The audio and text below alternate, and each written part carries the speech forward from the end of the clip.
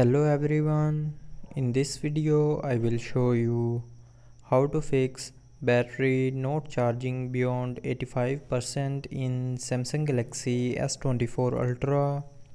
So before starting the video, don't forget to subscribe the channel and also press the bell icon.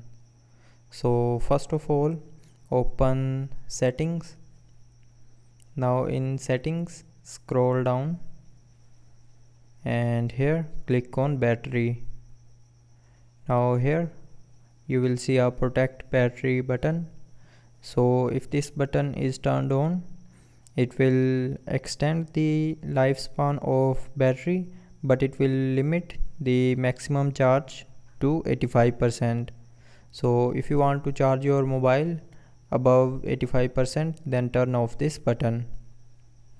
And after turning off this button, you will be able to charge your battery beyond 85%. So that's how you can fix battery not charging beyond 85% issue in Samsung Galaxy S24 Ultra. So I hope you liked the video. Thanks for watching.